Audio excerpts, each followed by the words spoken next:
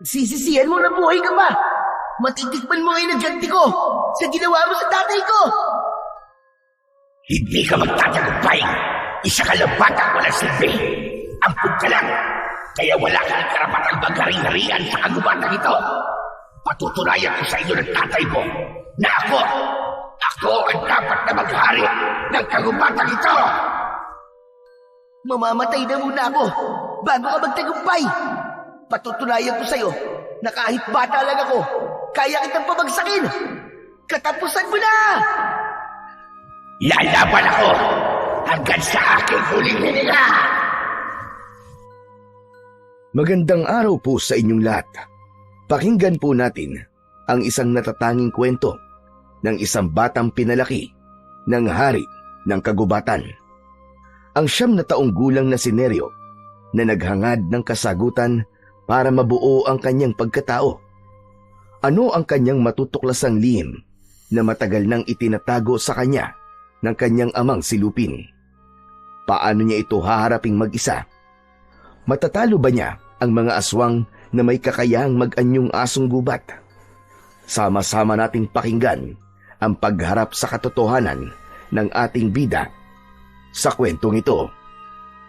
Ngunit bago ang lahat mga idol, huwag po nating kalimutan mag-subscribe at i-hit ang notification bell sa aking YouTube channel na The Voice Addict para sa mas marami pang makapigil hiningang kwentong aswang at katatakutan mula sa mundo ng kababalagan. Umpisahan na po natin ang kwento. Hindi ba't sinabi ko na sa'yo na huwag kang lalayo sa bahay natin, lalong-lalo na ang makipagtalo at makipagkarirahan ng takbo kay Pestor? Bakit ba ang tigas-tigas ng ulo mong bata ka? Dahil hindi po ako makakapayag na alipustahin po nila ang pagkatao nyo.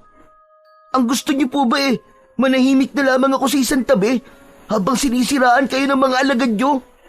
Hindi po ako makakapayag, Ama. Pinalampas mo na lang sana sa kabilang tenga mo. Kita mo ang nangyari sa'yo. Muntik ka pang mapahamak. Nahulog ka sa ilog. At hindi basta-bastang ilog lang yun, Neryo. Yun ang pinakadelikadong ilog dito sa gubat. Dahil marami nang namamatay na hayop sa tubig na yun. Hindi mo alam kung gaano ako nag-alala sa'yo. Hindi ka ba nag-iisip? Baka nga sinadya pa ni Pestor na ihulog ka sa ilog na yun para tuluyan ka nang mawala sa akin. Alam mo naman, naabot langit ang inggit niya sa akin dahil sa pagkakaroon ko ng anak na may kakayahang tumayo at naiiba ang itsura sa kanila. Bakit nga po ba, Tay? Bakit parang naiiba po ako sa inyo? Alam ko po sa sarili ko na hindi tayo magkamuka. Kaya nga po palagi nila ako pinagtatawanan at pinagkakaisahan dahil hindi raw po kayo ang tatay ko. Ano naman kung hindi tayo magkamuka? May magbabago ba? Magiging kamukha lang kita kapag sumapit ka na sa tamang edad, anak. Saka ano bang nakataya sa pinagpupustahan nyo kapag nanalo ka sa karera? Ang kapalit daw po ng pakikipagduelo ko kay Pestor ay titigilan niya na po ang panggugulo niya sa akin dahil hindi raw po niyo ako totoong anak. At naniwala ka naman sa traidor na yon. Yan bang iniisip mo kung bakit ka nagkakaganyan na hindi kita totoong anak? Ilang beses ko bang sasabihin sa'yo na pamilya kita, anak kita? Pero bakit hindi nga po tayo magkamuka? At ang mga kaibigan ko naman, kamukha nila ang kanilang mga magulang, pero bakit ako? Bakit ganito ang itsura ko, Ama? May buntot ka po at may 4 na paa. Iba rin po ang balat niyo sa akin. Samantalang ako, makinis, maitim, at iba ang mata ko kumpara sa inyo. Anak, kahit ano pa ang itsura mo, anak kita, at yun ang tatandaan mo. Lumaki ka sa piling ko, inalagaan at minahal. Huwag kang mag-isip ng ganyan sa akin. Kaya't sana, anak, huwag mong papansinin ang mga sinasabi nila sa'yo. Patunayan mo na anak kita. Wala naman silang ambag sa buhay natin. Ni minsan, Hindi sila tumulong sa pag-aalaga at pagpapakain sa'yo. Kaya sa akin ka lang makikinig, anak. Tay, pasensya na po. Hindi ko lang po talaga maiwasan ng hindi magtaka eh. Huwag ka na uling magdududa sa akin, anak. Baka nahuli lang talaga ang pagtubo ng buntot mo. O di kaya naman wala ka pa sa tamang edad. Sige na, kumain ka na, anak. Meron akong hinog na papaya sa lamesa natin. Huwag ka na munang lumayas ngayon, ha? Marami ang mababangis na halimaw ang lumalabas tuwing gabi. At maraming mga nilalang na magtataka sa buhay mo para maagaw ka nila sa akin. Balak ka nilang patayin. Sa isang malayong lugar, sa isang napakalawak na kagubatan na ipinagbabawal na pasukin ng mga tao, lalong-lalo na ng mga sasakyang nanggagaling pa sa ibang lugar. Ayon sa kwento, ang bundok ng Samat ay isa sa pinakadelikadong lugar na pupuntahan ng tao dahil sa mababangis na nilalang na namamalagi roon. Lalo pa at dito rin naganap ang isang malaking aksidente na kumitil ng maraming buhay ng pasahero na nakasakay sa isang bus. At ayon pa nga sa balita, ay isa lamang daw ang nakaligtas at nawala pa nga raw sa tamang pag-iisip. Kaya hanggang ngayon ay laman pa rin ng balita ang misteryosong nangyari sa kalsada. Magmula rin ng araw na yon ay ipinagbawal na ang pagpasok sa nasabing lugar, hanggang sa tuluyan na nga itong inabandona at nagtiis na lamang na sumakay sa tren sa kabilang riles. Walang sino man ang makakapaglarawan ng tunay na ganda ng lugar dahil nga ipinagbawal na sa mga tao ang puntahan ang gubat. Si Nerio ay isang batang lalaki na napadpad sa gubat na yon at pinalaki ng isang malaki at mabangis na leon. Pero dahil sa inggit ng mga asong gubat sa pagkakaroon ni Lupin ng isang anak na kakaiba sa lahat, palagi na itong tinutukso at sinusubukang patayin para mawala sa landas ng hari ng kagubatan. Naniniwala ang mga ito na si Nerio ang papalit sa posisyon ng kanyang ama bilang isang makapangyarihang nilalang sa buong kagubatan. At yun ang hindi matanggap-tanggap ng pinuno ng mga asong gubat na si Pestor. Pero dahil sa kagustuhan nitong matalo si Lupin at maagaw ang trono nito, ay kinaibigan nito si Nerio para pagtangkaang patayin o di kaya naman ay mailayo sa kanyang ama. Tay, may katanungan po ko. Bakit ba palagi na lamang kumukontra sa inyo si Pestor? Hindi pa ba sapat sa kanya na natalo na siya sa duelo nyo? Gusto niyang agawin ang trono ko. Ang gusto niya, siya ang maging hari ng kagubatan. Ilang beses na kaming nagduelo ng asong gubat na yan. Ilang beses ko rin siyang napabagsak at natatalo. Pero wala pa rin siyang kadalaan. Ayaw niyang tumanggap ng pagkatalo. Kaya marahil ikaw ang ginagamit niya para saktan ako. Kaya ang gusto ko ay mangako ka sa akin, anak. Huwag na huwag kang maniniwala sa mga sinasabi niya.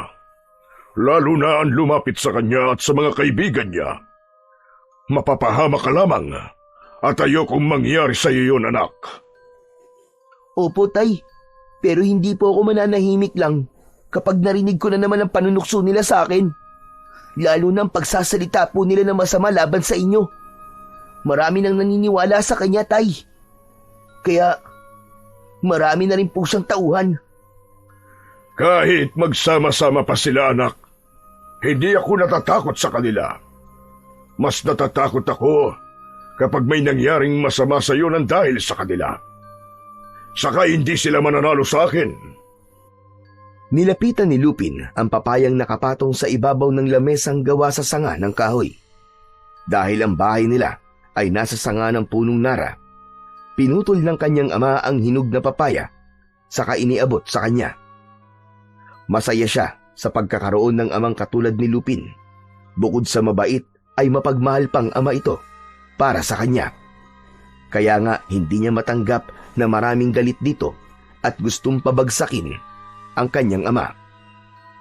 Muli niyang pinagmasdan ang kanyang kuko kumpara sa kuko ng kanyang ama bago niya tinanggap ang pagkain.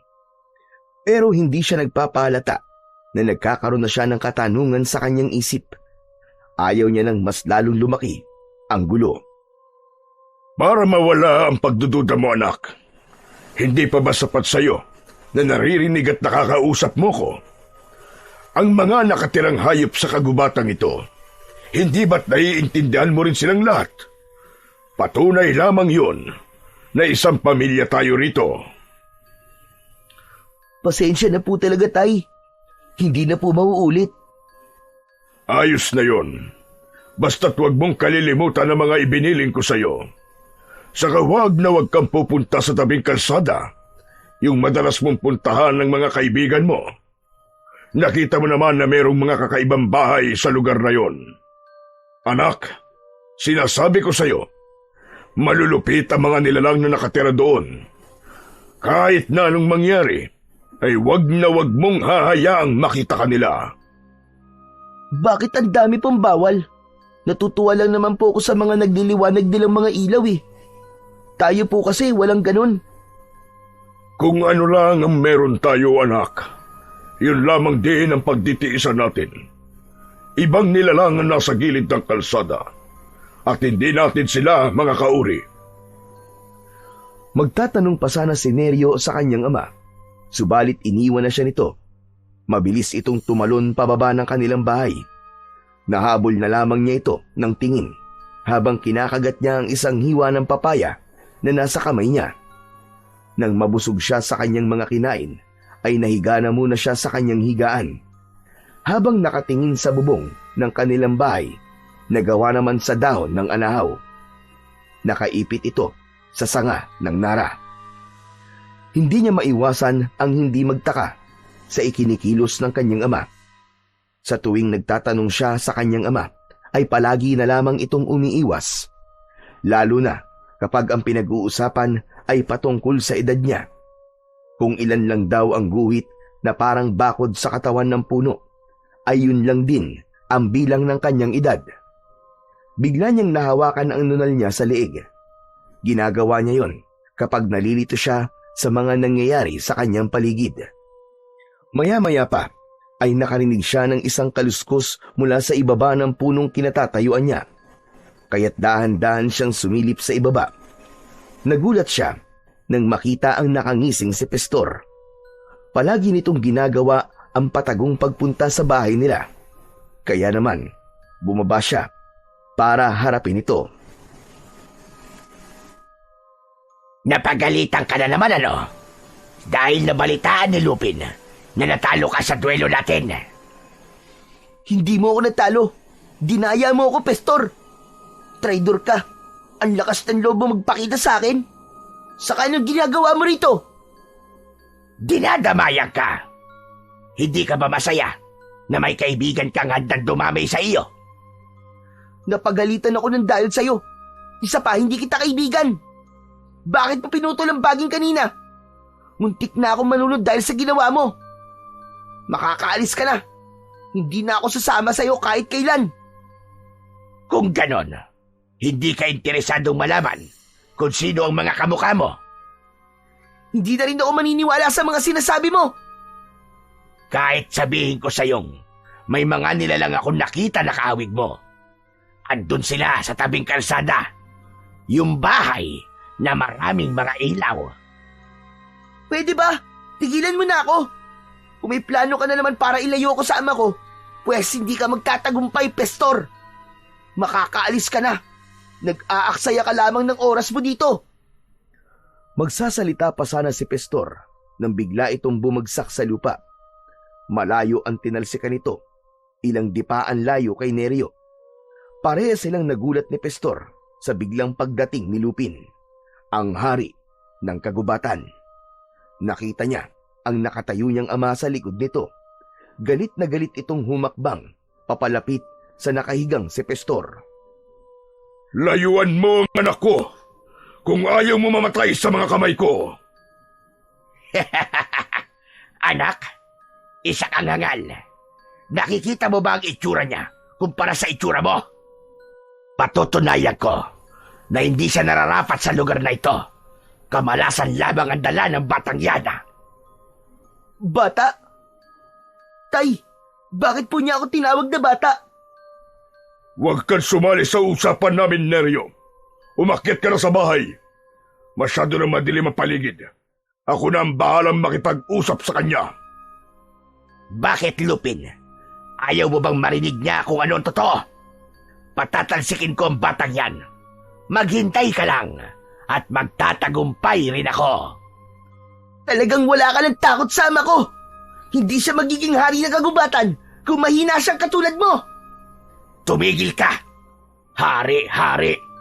Kalokohan! Nagkataon lang na walang may gustong lumaban sa kanya. Ni hindi nga namin siya kauri. Isa siyang leon at hindi siya nababagay sa lugar namin. Kayo ng ama mo ang mga agaw ng teritoryo at hindi rin ako takot sa kanya. Wala kang teritoryo dito, Pastor. Kaya tigilan mo na ang paghahangad sa trono dahil walang ganun sa gubat na to. Lahat ay pantay-pantay ang karapatan. Ilang beses ko nang pinatunayan sa lahat na wala kang kakayahan para matalo ako. Kaya sumuko ka na lamang at layuan mo na ang anak ko. Hindi!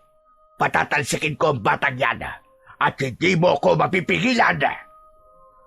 Galit na napatayo si Pastor habang umaangil at nakalabas pa ang matatalas nitong mga pangil. Tumutulo ang laway nito sa bibig dahil sa matinding galit. Patuloy ito sa pag-atras at bakas sa mga mata nito ang pagbabanta habang palipat-lipat ang tingin sa kanilang dalawa ng kanyang ama. Makakaalis ka na at huwag mo nang guguluhin ang anak ko kahit kailan. Kapag nagkita ulit tayo, hindi na ako magdadalawang isip na paslangin ka. Maaaring lamang kayo ngayon, kaya wag mo kong pagbabantaan. Maghintay ka lang. Darating ang araw na malalaman ni Neryo ang totoo. Pagsisisihan mong nagsinungaling ka sa kanya. Tandaan mo yan, Lupin. Tandaan mo! Tumigil ka! Kaya ka nilalayuan ng mga kaibigan mo dahil ang hilig mong makialam sa buhay ng may buhay. Hindi ka namin kadugo at lalong hindi ka kabilang sa pamilya namin. Isa ka lang nilalang na walang gusto kundi ang sumira ng pamilya na may pamilya. Ang lakas ng loob mong magsabi ng pamilya. Ewan ko na lang kapag hindi siya nawala sa'yo, kapag nalaman niya kung ano ang totoo. At ikaw naman, Neryo, puntahan mo ang lugar na sinabi ko sa'yo at malalaman mong matagal ka nang niloloko ng tatay mo. Nasugatan tuloy ako. Buwisit! Hindi ako naniniwala sa'yo. Si tatay ang pamilya ko. Kaya makakaalis ka na, Pastor. Tandaan nyo, ako ang maghahari sa kagubatan ito pagdating ng araw. Kapag napunta na sa kamay ko ang mutya ng buhay na bato, kayong dalawa mismo ng anak mo ang ililigpit ko o itatapon sa lugar na walang makakapagbigay ng tulong sa inyo. Ang mutya ba ng buhay na bato ang pinagmamalaki mo? Kahit na kailan ay hindi yun napupunta sa'yo. Dahil ipinagkakaloob lamang yun sa isang nilalang na may busilak na puso. Kaya huwag ka nang maghangad. Isa pa, isang manunugis ng aswang ang may tanga nun. Kaya sigurado kong mabibigo kang makuha yun. At sinong karapat-dapat na magkaroon ng mutya ng buhay na bato? Si Neryo ba? Ha! Nagpapatawa ka ba? Isa siyang tao. Imposibleng makita niya ang mutya ng buhay na bato. Patutunayan ko na ako ang magtataglay ng lakas ng mutya. Kakainin mo ang lahat na mga sinabi mo ngayon. Walang silbing hari! Yun lang ang sinabi ni Pastor at mabilis na itong umalis sa harapan ni Lupin at Neryo. Nagkatinginan ang mag-ama bago umakyat sa puno na hindi naman kataasan. Walang gustong magsalita o magtanong ng tungkol sa mga sinabi ni Pastor, habang si Neryo ay abala sa pag-iisip ng mga bagay na unti-unti nang gumugulo sa kanyang isipan. Matagal na niyang nararamdamang kakaiba siya. Ayaw niya lang saktan ang damdamin ng kanyang ama. Maraming natutunan si Neryo sa kanyang ama, maging sa kanyang mga kaibigan. Alam niya kung paano siya makipag-usap sa mga ito. Maging ang paggamit sa iba't ibang klaseng sandata ay natutunan na rin niya mula sa kanyang ama. Sinanay siya nito para matuto siya kung paano niyang ipagtanggol ang kanyang sarili. Pakiramdam niya ay parang may kulang pa rin kahit na ibinigay na sa kanya lahat ng kanyang ama. Parang may hinahanap pa rin siya na kasagutan na magbibigay sa kanya ng linaw kung bakit naiiba siya sa mga ito. Habang nakahiga na siya at katabi ang kanyang ama, ay hindi mawala-wala sa isip niya ang mga sinasabi ni Pastor tungkol sa kanya. Kahit nakapatong ang kanyang braso sa kanyang mga mata, ay hindi siya dalawin ng antok. Hindi mawala sa isip niya ang mga bahay sa tabing kalsada. Matagal na siyang nakatingin sa lugar na yon, pero kahit kailan ay hindi niya nakikita ang mga itsura ng nilalang na nakatira doon. Maingat siyang bumangon habang inaaninaw kung natutulog na nga ba ang kanyang ama. Mabilis ang tibok ng kanyang puso dahil sa naiisip niyang gawin. Sa pangalawang pagkakataon ay muli niyang susuwayin ang kanyang ama. Halos patingkayad siyang naglakad sa paanan nito. Huwag lang siyang lumika ng ingay. Paglabas niya ng kanilang bahay sa itaas ng puno ng nara, ay muli niyang sinulyapan ang kanyang ama na payapa pa ring natutulog sa sanga ng puno. Patawarin niyo po ako, Tay. Pero gagawin ko po ito para sa ikatatahimik po ng kalooban ko. Saka ako na lamang po haharapin ang galit niyo. Sana'y maintindihan niyo po ako. Kailangan kong malaman kung ano ba talaga ang nilalang na nakatira sa bahay sa gilid ng kalsada. Sa kanya nilisan ang lugar na yon. Tumakbo siya na parang isang leon. Halos hindi lumapat ang kanyang paa at kamay sa lupa sa bilis ng takbo niya papunta sa gilid ng kalsada sa paanan ng bundok. Ilang oras din ang kailangan niyang takbuin para marating ang lugar na yon. Ang mga baging na nakasabit sa puno ay mabilis niyang nilambitinan, makatawid lang sa kabilang puno. Yun ang isa sa kakayahan ng mga unggoy na napag-aralan niya ng gayahin. Pagkalipas ng 1.5 oras na pagtakbo, sa wakas ay narating na niya ang gilid ng kalsada. Maraming ilaw, maliwanag ang paligid na parang masayang tumira roon. May mga nakatayong poste sa bawat gilid ng kalsada. Tahimik ang labas ng bahay, kaya matyaga pa siyang naghintay sa lugar na yon. Nagbabaka sakali siyang may makitang mga nilalang na sinasabi ni Pastor na kahawig niya. Kaya ilang saglit pa ay nanlaki ang kanyang mga mata. Nakita niya ang isang lalaki na katulad ng kanyang itsura. Napatingin siya sa kanyang palad habang sinisipat ang kanyang daliri sa kamay. Saka muling titingin sa nilalang na nagtatago rin sa likod ng bahay. Ang kanyang mga kamay, katulad din sa akin. Saka wala siyang buntot. Totoo ang sinasabi ni Pastor. Pero bakit? Bakit sinasabi ni Tatay na wag ako magpakita sa kanila? Matagal na nagtago si Neryo sa makapal na halamang gubat. Kitang-kita niya ang nilalang na nakatayo sa likod bahay na gawa sa kawayan at kugon. Pero nagulat siya sa sumunod na nangyari. Nagbago ang anyo ng lalaki. Humaba ang bibig nito. Ganon din ang tenga nito. Tumubo ang buntot at balahibo ng nilalang. Napaatras siya sa kanyang pinagtataguan dahil biglang kumislap ang mapupula nitong mga mata sa refleksyon ng liwanag ng buwan. Hindi! Hindi siya ordinaryong nilalang! Isa siyang asong gubat na kalahi ni Pastor! Kung ganon, talagang anak kaya ako ni Tatay at balang araw ay magiging isa rin akong ganyan. Punong-puno ng pagkalito ang isip ni Neryo ng mga sandaling yun. Patuloy siya sa paghakbang ng paatras. Lalo pa at hindi isa, kundi 5 nilalang ang mabilis na nagpalit ng anyo sa likod ng bahay ng mga kubong nakatayo sa gilid ng kalsada.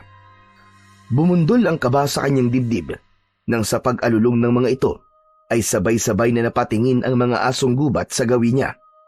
Nanlalaki ang kanyang mga mata nang dahil sa gulat. Naku, lagot! Nakita na nila ako! Paano kaya nilang nalaman na nandito ako? Wala nang inaksayang oras pa si Neryo. Mabilis siyang tumakbo papalayo sa lugar na yon. Naramdaman niya ang pagsunod ng mga ito sa kanya, kaya mas lalo niyang binilisan ang kanyang pagtakbo. Pero huli na, dahil nagawa na ng mga itong harangan ang kanyang daraanan. Ang 5 asong gubat na may mapupulang mga mata ay nakangising humahakbang papalapit sa kanya.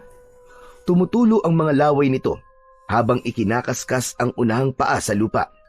Saka inilabas ang malasangan nitong dila. Sino kayo? Anong kailangan niyo sa akin? Hindi niyo ba alam na anak ako ng hari ng kagubatan? Tila hindi naiintindihan ng mga asong gubat ang sinasabi ni Neryo dahil wala siyang kaalam-alam na iba ang lingwaheng lumalabas sa kanyang bibig. Kaya naman, imbis na matakot, ay sabay-sabay pa ang mga ito sa pag-atake sa kanya.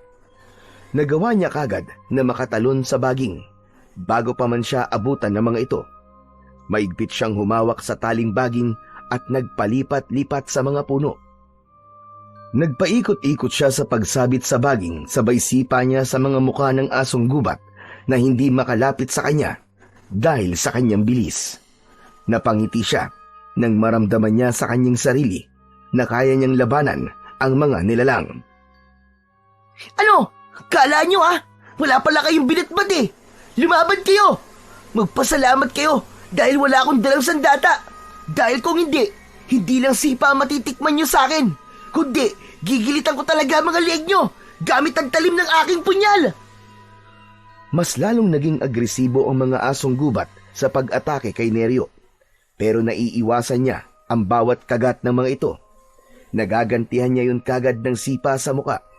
Kaya lang ay hindi niya napansin na merong baging na malapit ng maputol. Saktong paglipat niya sa baging na yun ay naputol na kagad yun at bumagsak siya sa lupa. Naramdaman niya ang pagtama ng ugat ng puno sa kanyang likod. Halos mamilipit siya sa sobrang sakit. Kaagad siyang nilapitan ng mga asong gubat at pinagtulungan siyang kagatin ng mga ito. Naramdaman niya ang pagbaon ng pangil sa kanyang kalamnan, kaya't napasigaw siya ng malakas dahil sa kirot. Tulong! Tulungan niyo ako pakiusap! Dahil naunahan na si Neryo ng takot, ay hindi niya na napansin ang sugat niya sa binti at hita at braso. Kaya naman, hindi niya na magawang makakilos pa.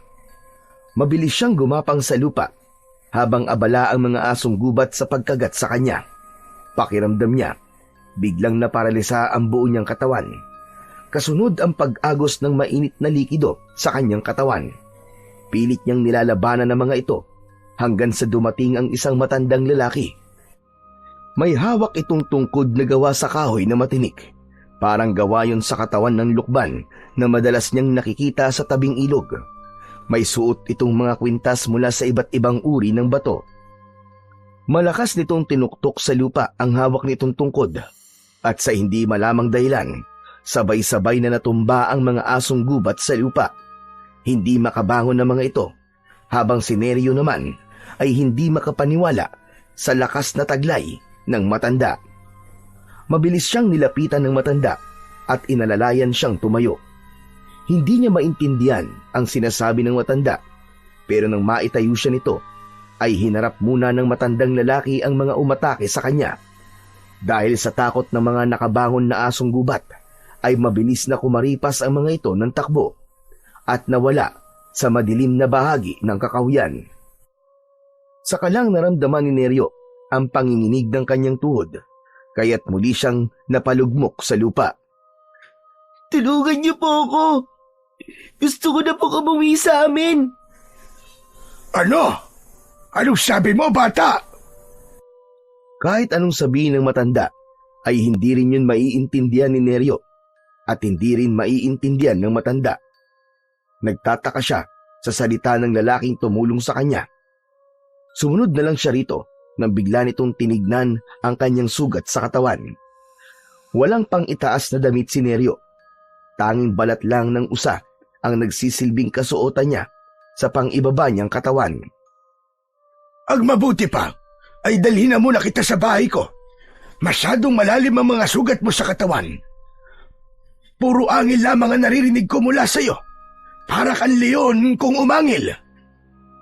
Nakakunot ang noo ni Neryo nang bigla siyang buhati ng matanda.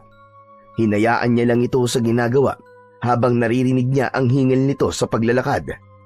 Ilang minuto pa ay nakarating na sila sa bahay na gawa sa kawayan at ang bubong naman ay gawa sa dahon ng anahaw.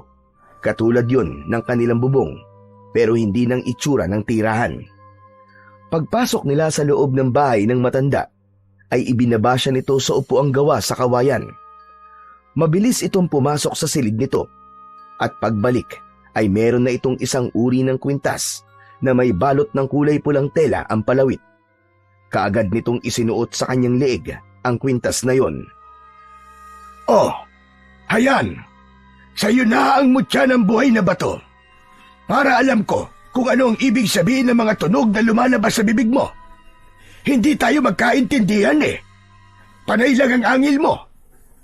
Alam kong isa kang bata na nakatira sa kagubatan. Sa pagkakatanda ko, 2 beses na kitang nakitang nakikipaglaro sa mga hayop sa gubat. Ano po ba ang bagay na nasa leeg ko? Oh, yan! Hindi naiintindihan na kita. Ang mutya na yan ay para sa mga nilalang o hayop na gusto kong makausap. Kasi kanina, ang dating ng salita mo sa akin, puro pag-angil lamang ng isang hayop. Kaya naman ganyan ka magsalita. Hindi ko po masyadong naiintindihan kung ano po ang ibig niyong sabihin. Ang mahalaga po naiintindihan niyo na po ang mga sinasabi ko. Kailangan ko nang umuwi sa amin. Nag-aalala na ang aking ama. Tumakas lang ako sa kanya Pero nasa paligid pa rin ng mga aswang na umatake sa iyo kanina. Isa pa, hindi kita papayagang umalis dahil sa mga sugat mo. Ano pong sabi niyo? Aswang? Aswang po ang tawag sa mga asong gubat na may mapupulang mga mata? Hindi sila ordinaryong asong gubat. Sila ang mga nilalang na nagtatago sa anyo bilang isang asong gubat. Ang palatandaan sa kanila ay ang mapupulang nilang mga mata. Kauri mo sila, isang tao. Teka, sandali lang. Tao? Tawag niyo sa akin tao? Tama ka. Hindi mo ba alam yon? Isinama kita rito dahil sa magiging epekto ng kagat nila sa sugat mo. Katulad ng sinabi ko, hindi sila mga asong gubat lamang. Sila ang mga aswang na uubos sa mga nilalang na nakatira sa kagubatan.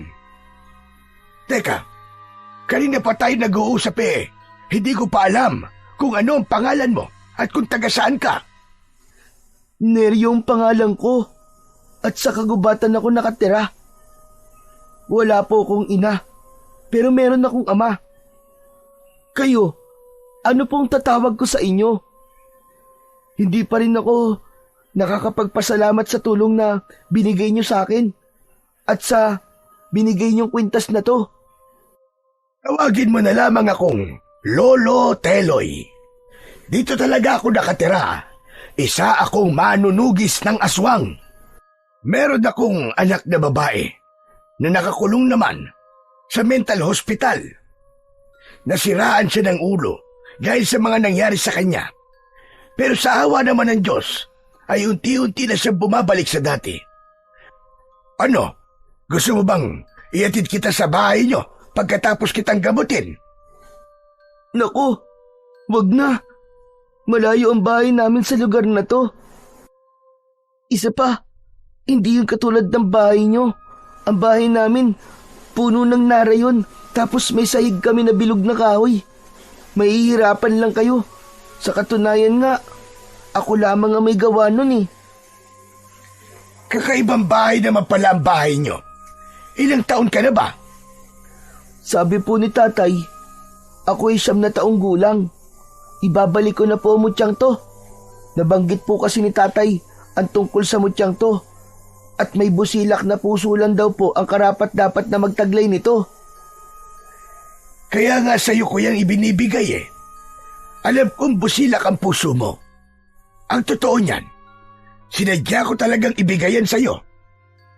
Isang mutyayan ng batong buhay na kayang pumatay sa mga aswang na umatake sa'yo kanina. Ewan ko ba kung bakit magaan ang loob ko sa'yo. Kahit nung una pa lang kitang nakita habang nakikipaglaban sa mga asong gubat.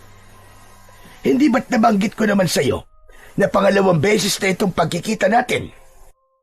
Saka, ang epekto ng mutya na yan ay para mas lalo tayo magkaintindihan. Pero sa ngayon, kailangan na muna nating gamutin ang mga sugat mo. Maraming salamat, Lolo Teloy. Medyo mainit na nga po ang pakiramdam ko at masakit po ang mga sugat ko sa katawan. O sige na, maiga ka na muna dyan. Epekto yan ang kagat nila at may laso niyan. Isa pa, medyo madilim pa sa labas at nawala na rin ang liwanag ng sikat ng buwan. Kaya mas makabubuti kung hihintayin mong lumiwanag ang paligid bago ka umuwi sa inyo. Inihatid ni Lolo Teloy si Neryo sa kwarto nito. Habang papalapit siya sa higaan, ay palakas ng palakas ang panginginig ng kanyang katawan. Hindi niya mapigilan ang pagtulo ng kanyang laway. Ganon din ang pagtirik ng kanyang mga mata. Kaya nagawa niyang makahiga ng mabilis sa katre na gawa sa kawayan. Ganon din ang pagmamadali ng matanda sa pagbubukas ng lumang aparador nito. Meron itong kinuha sa loob at dahil nanlalabo na ang kanyang paningin dahil sa sakit ng kanyang sugat, pinakiramdaman na lamang niya ang gamot na lumapat sa kanyang sugat. Maya-maya lang ay nawala na ang sakit ng sugat niya, pero ang pumalit naman ay ang pamimigat ng talukap ng kanyang mga mata. Bago siya hinila ng antok, ay naalala pa niya ang kanyang ama. Tiyak na nag-aalala na ito sa kanya kapag napansin nitong wala siya sa tabi nito. Pero kahit na anong gawing pagpupumilit niya na bumangon, ay tuluyan na nga siyang nakatulog. Tirik ang araw nang magising siya sa kwarto ng matanda. Dahan-dahan niyang inilinga ang kanyang paningin sa paligid ng kanyang silid. Bagya na lamang din ang nararamdaman niyang sakit sa kanyang sugat sa kanyang katawan. Nakatulong ang kulay puting tela na benda sa mga tama ng kagat sa kanyang katawan. Maya-maya pa ay narinig niya ang mahihinang yabag ng paa ng matanda. May dala itong mainit na sabaw na nakalagay sa mangkok na nakapatong sa malapad na tabla ng kahoy. Bigla siyang nakaramdam ng gutom. Kahit na ngayon lamang siya nakakita ng ganong klaseng pagkain. Madalas na kinakain niya ay prutas. Magkakasunod na paglunok ng laway at pagkalam ng kanyang sikmura ang narinig ng matanda mula kay Neryo. Sige na iyo, kumain ka na muna nang makabawi ka ng lakas. Masyadong mataas ang lagdat mo kagabi, kaya alam kong mahina pa rin ang katawan mo ngayon. Ipinagluto na lamang muna kita ng sinabawang baboy na may papaya. Bago ka umuwi, ay kailangan mong magpalakas. Hindi ko po alam kung paano kainin to, Lolo Teloy eh. Napansin ni Neryo ang pagkunot ng noo ni Lolo Teloy. Baka sa mukha nito ang pagtataka sa sinabing yun ng bata. Sinabayan naman niya yun ng pagbangon niya sa katre at hindi inaalis ang paningin sa mangkok na dala ng matanda. Maya-maya pa ay inilapag na yon sa lamesang gawa sa kawayan. Teka. Ang ibig mo bang sabihin ay hindi ka pa nakakatikim ng pagkain ito? Isang uri lang ito ng inumin na kayang magbigay ng lakas sa iyong katawan. Mangyaring palaging bunga lamang po ng mga puno ang natitikman ko. Yun po ang pagkain ko. Ito pong umuusok na sabaw. Talagang ngayon lamang po ako nakakita ng ganito. O sige. Naiintindihan ko na. Susubuan na lamang kita ng makakain ka na. Mas masarap kainin ito kapag mainit ang sabaw. Hindi na nga napigilan ni Neryo ang matanda nang dumampot ito ng kutsara sa mangkok nito. Sinubuan siya nito at nang malasahan niya ang mainit na likido sa kanyang lalamunan na may konting asim, ay biglang nanlaki ang kanyang mga mata. Hindi maitago sa kanyang muka ang saya nang matikman ang pagkain. Masarap yun at kakaiba ang lasa. Pero mabilis ding nawala ang ngiti niya sa labi nang maalala ang kanyang ama. Marami siyang itatanong dito, ngayong alam na niya kung ano ang tawag sa kanya. Halos pamawisan siya nang maubos niya ang pagkaing ibinigay sa kanya ng matanda. Sandali lamang siya nagpahinga. Pagkatapos ay inabutan na siya ng matanda ng isang uri ng kasuotan na ibang-iba sa suot niyang damit. O heto, magsuot ka na muna ng pang-itaas na damit nang hindi sumakit ang sikmura mo. Salamat po. Pero hindi ko po matatanggap yan, Lolo Teloy. Ayoko pong malaman ng aking ama na nagpunta po ako sa lugar na to. Maigpit niya po akong pinagbabawalang makisalamuha sa mga tao. Sige po, aalis na po ako. Baka kagabi pa po ako hinahanap ng aking ama eh. O sige, ikaw ang bahala. Ito na lamang ang dalin mo. Isa itong uri ng tungkod na gawa sa kahoy ng lukban. Magagamit mo ito laban sa mga masasamang elemento na makakasalubong mo sa daan. O sige na, huwag mo na itong tanggihan. Sana ay hindi pa ito ang huli nating pagkikita. Sana nga po. At kung ano man pong klaseng nilalang ang mga makakasalubong ko sa daan, sana po ay hindi na maulit sa akin ng muntik na ako mapahamak. Ayoko po kasing mag-alala sa akin ng aking amay. Talagang mahal na mahal mo ang iyong ama. Maswerte siya sa pagkakaroon ng isang anak na katulad mo. Kaya lang po eh. Kaya lang ano, Neryo? Bakit kaya hindi ko po siya kamuka? Siguro, nagmana ka sa iyong ina. Ganun naman talaga, lalo na kung solong anak ka lang. Siguro nga po. Sige po, tatanggapin ko po itong tungkod. At marami pong salamat ulit sa tulong nyo. Pagkatapos magpaalam, ay mabilis siyang lumabas ng bahay ng matanda. Katulad ng nakasanayan niyang paglalakad, habang papalayo siya sa bahay ng matanda, ay hindi pa rin nakaligtas sa kanyang paningin ang bakas ng pagtataka sa muka ng matanda. Siguro dahil kakaiba talaga ang paraan niya ng kanyang paglalakad. Pagdating niya sa gitnang kagubatan, ay muli siyang kumapit sa mga baging na nakalaylay sa mga puno at nagpalipat-lipat siya sa bawat punong madaraanan niya. Pero natigil siya sa paglukso at tumalon siya sa lupa nang makita ang grupo ni Pestor na nakaabang sa kanya. Nakangisi ang mga ito na parang nang aasar at nahuhulaan kung saan siya nanggaling. Alam kong pupunta ka sa lugar na sinasabi ko sa'yo. Aminin mo man sa hindi, may nabubuo ng tanong sa iyong isipan. Ano? Tama ba ako? Tila nang aasar pa ang paraan ng pagsasalita ni Pestor habang naglalakad ito ng paikot kay Neryo. Napansin na rin ito ang mga benda sa kanyang katawan, maging ang hawak niyang tungkod. Pero mas natigilan ito sa suot niyang kwintas. Bakas sa mga mata ng asong gubat na si Pestor ang inggit. Hindi mo na maitatanggi kung saan ka nanggaling. Kaya lang, mukhang huli na ang dating mo. Napabagsak ko na ang iyong ama. Wala na siya. Tiyempong-tiyempong pag-alis mo kagabi. Malaya namin na isagawa ang mga binabalak naming gawin sa kanya. Biglang nanlamig ang buong katawan ni Neryo sa sinabing yon ni Pestor. Alam niyang hindi ito nagbibiro.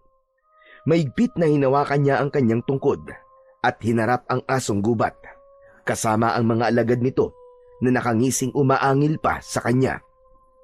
Hindi rin maitatago ang hindi pagkakagusto ng mga ito sa pananatili niya sa teritoryo ng kanyang ama. Mga hayop kayo! Anong ginawa niyo sa ama ko? Hanggang ngayon ba naman ay naniniwala ka pa rin anak ka niya? Kalokohan talaga. Kahit alam mo na ang buong katotohanan, ay nagbubulag-bulagan ka pa rin. Ang tanong ko, sagutin mo!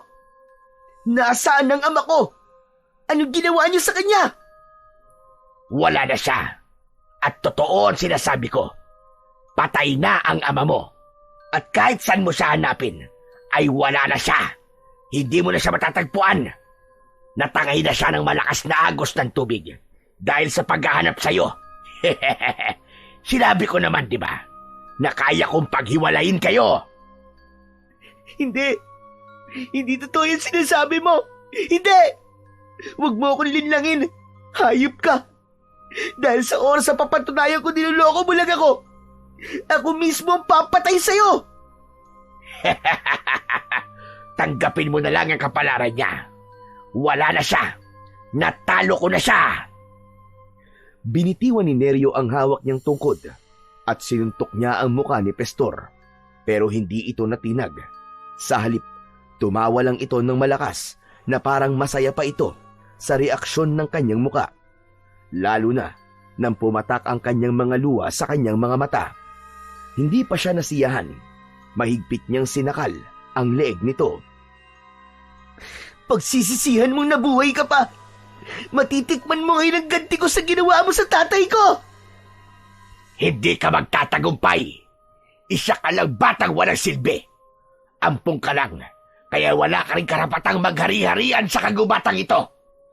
Patutunayan ko sa inyo ng tatay mo na ako ang dapat na maghari sa kagubatang ito. Mamamatay na muna ako bago ka magtagumpay. Patutunayan ko sa'yo na kahit bata lang ako, kayang-kaya kitang pabagsakin. Katapusan mo na! Ah! Lalaban ako hanggang sa aking huling hininga. Magkakasunod na pinagsususuntok ni Neryo ang muka ni Pestor at nang makakuha siya ng pagkakataon ay mabilis niyang dinampot ang kanyang tungkod. Buong lakas niyang ipinalo ang kanyang tungkod sa katawan ni Pestor. Nagulat siya nang tumalsik ito sa malayo. Parang may kung anong malakas na enerhiya ang gumapang sa kanyang sandata at nagawa nitong pabagsakin si Pestor. Ang apat nitong mga kasama ay atras-abante ang ginagawa. Hindi malaman ng mga ito kung susugod ba o aatras sa kanya. Ano pang hinihintay nyo mga inutil? Hindi siya taga rito, kaya nararapat lamang na palayasin ang sampid na yan. Wala na siyang kakampi. Patay na ang kanyang amang silupin. At ako na ang hari. Hindi kayo magtatagumpay. Hindi papatay ang aking ama hanggat hindi ko nakikita ang kanyang katawan. Kaya kayo ang umalis sa lugar na to. Kampon kayo ng masasama. Sugurin nyo na! Huwag niyong sabihin na tatakot kayo sa isang batang mahina. Hindi sumunod ang mga asong gubat sa utos ni Pestor. Kaya ito na mismo ang sumugod sa kanya. Malalaki ang hakbang ng mga paa ni Pestor na tumalon pasugod sa kinatatayuan ni Neryo. Pero maagap niyang naiwasan yon. Sinalubong niya ng pagpalo ng tungkod na tumama sa leeg ni Pestor. Bumagsak ito pasadsad sa lupa. Saka naman natigilan si Neryo sa biglang pagbilis ng kilos niya. Nagawa na ring sumugod ng mga asong gubat para pagtulungan siya ng mga ito. Subalit sa bawat pagtama ng kanyang tungkod sa katawan ng mga alagad ni Pestor, ay bumabagsak ang mga ito sa lupa. Hindi sila makabangon habang bumubulwak ang dugo sa mga bibig nito. Nilapitan niya ang nakahandusay na si Pestor at itinukod niya ang kanyang tungkod sa leeg nito. Kaya wag mong mamaliitin ang kakayahan ng isang batang katulad ko. Baka nakakalimutan mo, isa akong anak ng hari ng kagubatan. Hanggang ngayon niloloko mo pa rin ang sarili mo. Tumigil ka! Nasaan ang tatay ko? Sumagot ka! Puntahan mo sa ilog. Doon ko siya itinapon pagkatapos ko siyang kagatin sa batok. Kaya patay na siya sa sugat at pagkalunod. Parang pinagbagsakan ng langit at lupa si Neryo sa kanyang narinig mula kay Pestor. Kaya mabilis siyang tumakbo at iniwan ang mga kalaban habang nakahandusay ang mga ito sa lupa. Habang tinatahak naman niya ang daan papunta sa ilog, ay panay din ang tulo ng kanyang mga luha. Hindi maaari! Tay! Patawarin niyo po ako! Hindi ko po sinasadyang takasan kayo! Hindi ko po sinasadya! Una niyang pinuntahan ang kanilang tirahan dahil umaasa pa rin siyang niloloko lamang siya ni Pestor. Subalit wala roon ang kanyang ama. kaya halos mabingi siya sa tibok ng kanyang puso dahil sa pag-aalala. Hindi niya maipaliwanag ang takot at galit para sa kanyang sarili. Kung hindi siya umalis ng gabing yon, hindi siguro napahamak ang kanyang ama. Sunod niyang pinuntahan ang ilog. Pagdating niya, ay halos malula siya sa taas nun. Gusto niyang isipin na makikita pa niya ang kanyang ama na buhay. Ngunit sa lakas ng ragasan ng tubig, imposibleng makaligtas pa ito. Tay! Tay, nasan ka? Patawarin niyo po ako. Nagkamali ako. Hindi ko po sinasadyang iwan kayo, Tay. Tay! Tay, nasan ka? Tay! Umalingaw-ngaw ang boses ni Neryo habang nakatayo sa gilid ng ilog. Tila nakikisimpatya ang panahon sa kanyang pagdadalamhati dahil kumulog at kumidlat.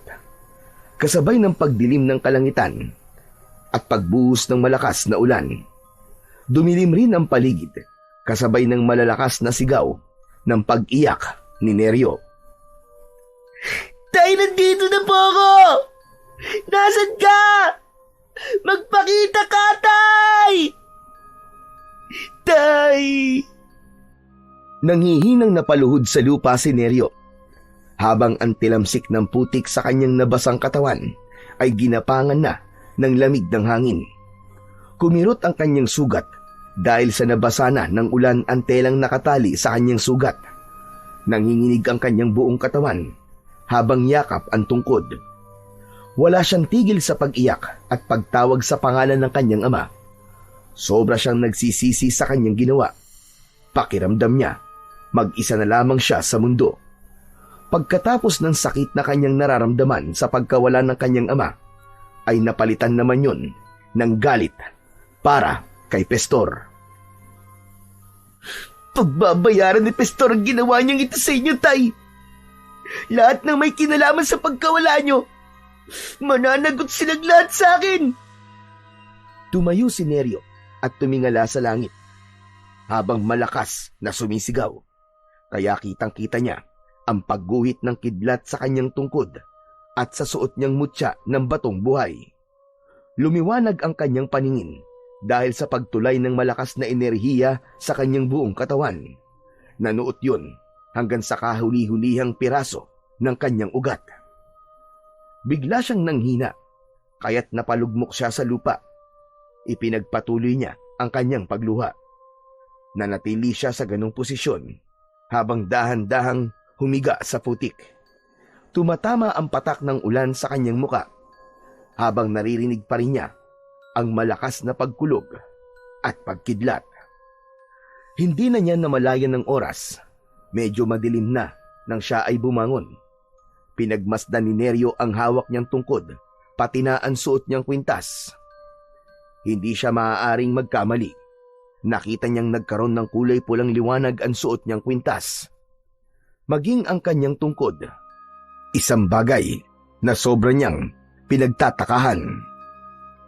Hindi pa rin tumigil ang ulan, pero hindi maitatanggi ang biglang paglakas ng kanyang pandinig, pangamoy at pakiramdam sa paligid. Alam niyang may mga nilalang na nakatayo sa kanyang likuran. Nagbago rin ang simoy ng hangin. Amoy na nabubulok na laman ng hayop. Pamilyar yun sa kanya at alam niya, ito na ang aswang na tinutukoy ng matanda. Dahan-dahan siyang humarap sa mga ito. Tila dito niya gustong ibaling ang galit niya. Kung ayaw niyo pang mamatay, makakaalis na kayo. Pero kung gusto na ninyong tikman ang galit ko, lumapit kayo at hindi ko kayo uurungan. Mahigpit na hinawakan ni Neryo ang tungkod at itinutok yun sa mga nakatayong asong gubat. Tila hindi nito alam kung ano ang nasa katawan niya, kaya imbis na umatras ay pasugod ang mga ito na umatake sa kanya. Sinabayan niya yon ng kanyang pag-ikot sa ere at saktong pagharap niya ay tinamaan ng mga ito sa katawan. Halos lumipad ang mga ito sa lakas ng epekto ng kanyang sandata. Kasunod, ang pagliwanag ng kanyang suot na mutya. Biglang nagtaklob ang mga ito ng mga mata. Tila nasisilaw ang mga asong gubat sa lakas ng liwanag. Sinamantala niya ang pagkakataon, mabilis niyang nilapitan ang mga ito at pinagpapapalo niya ng kanyang tungkod. Sa pagbaon ng tinik ng kanyang sandata sa katawan ng mga ito, bumulwak ang dugo sa sugat at nagkikikisay ang mga katawan na pilit na ibinabaon ang kanilang mga ulo sa lupa. Hindi makontrol ng mga ito ang sariling katawan. Kasunod ang pagkasunog na parang papel kahit na may presensya ng tubig at ulan. Wala! Anong klaseng tungkod ba to? Maging ang suot kong mutya. Paano naging ganito ang epekto nito sa katawan nila? Muling sinulyapan ni Neryo ang mga kalaban. Nilapitan niya ito habang gumagapang sa lupa papalayo sa kanya. May sugat na ito sa katawan. Akma na sanang papaluin niya ito ng kanyang sandata nang biglang nagbago ang anyo nito. Naging isang tao na walang suot na damit. Mas lalo nitong hinabol ang hininga nang mawala na ang pagkaaswang nito. Kaya lang, sa muling pagliwanag ng suot niyang mutya ay nasunog na rin ito, habang ang mapupulang mga mata ay naging kulay itim. Nagulat na lamang siya sa biglang pagsalita ng pamilyar na boses sa kanyang likuran. Neryo, anak, ikaw ba yan? Paano mo silang napatay? Tay! Tay! Hindi ka po patay! Hindi ko po alam, Tay. Dahil po yun sa sandata ko. Hindi napigilan ni Neryo ang kanyang sarili. Mabilis siyang tumakbo sa kinatatayuan ng kanyang ama. Mahigpit niya itong niyakap sa bewang. Akala ko po, iniwan niyo na po talaga ako. Kanina ko pa po kayo hinahanap. Ano po nangyari sa inyo? Nakausap ko po si Pastor. Ang sabi niya, patay na raw po kayo. Nakaligtas lang ako, anak. Patraidor silang umatake. Mabuti na lamang talaga. At nakakapit ako sa puno at naisip kita. Kaya sinikap kong mabuhay. Saan ka ba nagpunta? Bakit nawala ka bigla sa tabi ko? Patawarin niyo po ako, Tay. Hindi ko po dapat ginawa yon. Naniwala po ako sa mga sinabi ni Pastor. Pero, paano niyo po may papaliwanag ang mga nilalang na ito? Kauri ko sila, Tay. At nagiging katulad sila ni Pastor. Ano pong klaseng nilalang sila, Tay? Naguguluhan na po talaga ako sa mga nangyayari. Hindi ka maguguluhan, anak, kung magtitiwala ka lamang sa akin. Yun na nga po masakit, Tay. Nagtitiwala naman po ako sa inyo. Pero yung mga nakikita ko, parang may kakaiba po eh.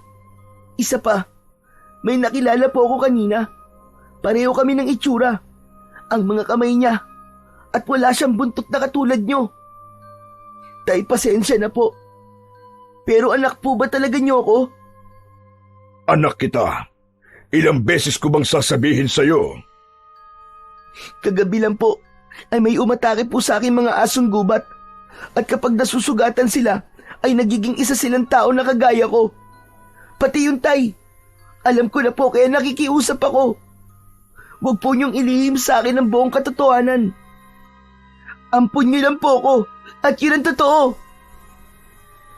Hindi mo na ba pakikinggan ang mga paliwanag ko, anak? Alam mo kung kano kita kamahal.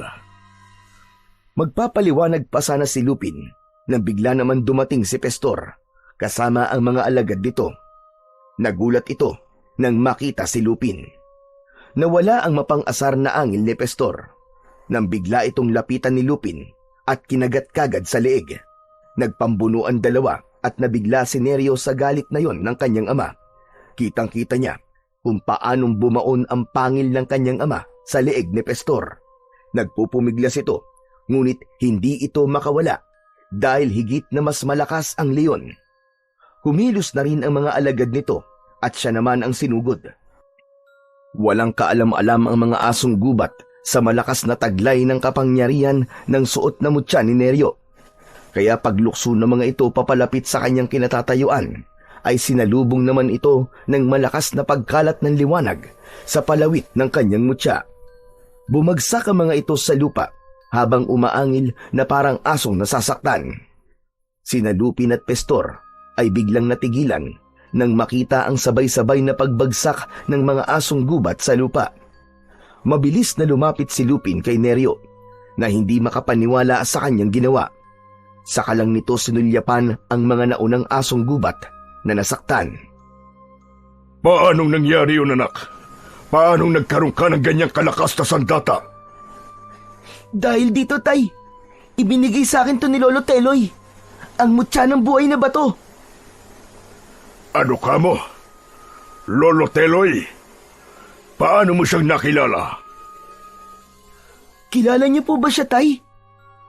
Siya ang mahusay na manunugis ng aswang sa Hadikya. Ang mga taong nag-aanyong asong gubat at baboy ramo. Pumapatay sila ng mga nilalang na pwede nilang gawing pagkain. Lalo na ang mga tao. Tay, alam niyo po ang tungkol sa mga tao? Pati na sa aswang na Hadikya? Patawarin mo ko, anak. Pero siguro ay panahon na para malaman mo ang buong katotohanan. Hindi niya masasabi sa iyo ang lahat. Kaya huwag kang maniwala sa leon na yan. Punong-puno siya ng kasinungalingan. Hindi na ituloy ni Lupin ang balak na pagtatapat kay Neryo dahil inagaw ni Pestor ang atensyon ng mag-ama. Kitang-kita ni Neryo ang galit sa mga mata ng kanyang ama habang nakatingin ito sa nakahigang si Pestor. Kahit nasasaktan ito sa sugat na nasa leeg nito, ay nagawa pa rin ni Pestor na sumali sa usapan. Nagpalipat-lipat ang tingin niya sa dalawang nilalang na nasa kanyang harapan. Unti-unti niya nang naiintindihan ang lahat at tanging sila lang din ang makakasagot sa kanyang katanungan. Ang hindi lang niya maintindihan ay kung bakit tila pinipigilan ng kanyang ama na malaman niya ang buong katotohanan tungkol sa kanyang pagkatao. Huwag mo kong piliting patayin ka, Pestor. Hanggat kaya ko pang magtimpi ng galit ko. Tigilan mo lang ang pangingialam mo sa buhay namin ng anak ko. Bakit natatakot ka ba? Akala ko talaga napatay na kita. Hindi ka pa natuluyan. Nasolo ko na sana ang buong kagubatan. Ako na sana ang hari ngayon. Bakit ba gustong-gusto mo maagaw ang pagiging hari ko? Ano bang gusto mo mangyari? At pati ang anak ko ay kinugulo mo. Tumayo si Pestor habang nakangising nakatingin sa kanila. Paika-ika itong lumapit sa mga kasamahan nitong hindi pa rin nakakabangon dahil sa malakas na pagkakapalo ni Neryo ng tungkod. Saka ito muling nagsalita.